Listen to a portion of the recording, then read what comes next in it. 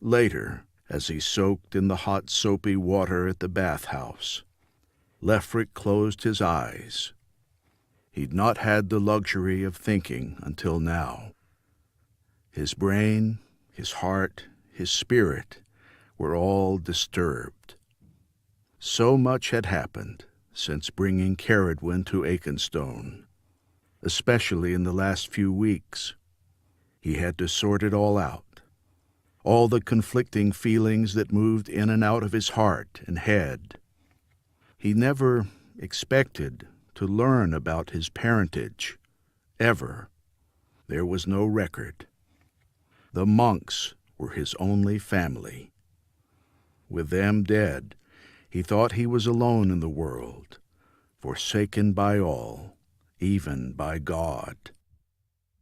And now there was Cerridwen. Life as a warlord seemed simple in comparison to life as Cerridwen's husband. For all he tried to look away from her, he was attracted to her, like a moth to the light of a distant flame that moved closer to him every day. He could still feel the emotions that flooded into him when he saw Cerridwen being attacked, watched as she faced a stranger's hate with compassion, and saw her dispense justice to the headmistress and mercy to the inmates, as if she were an experienced judge.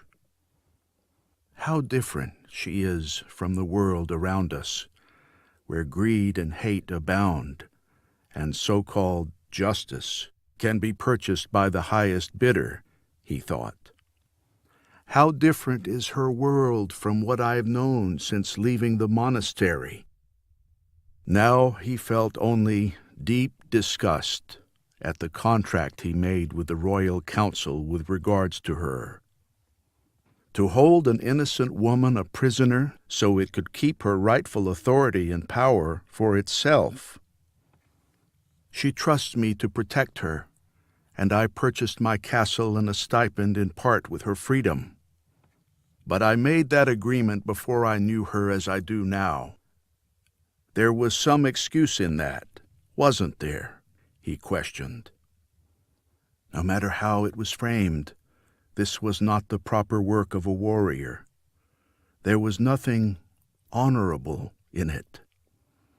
This was not consistent with the art of war.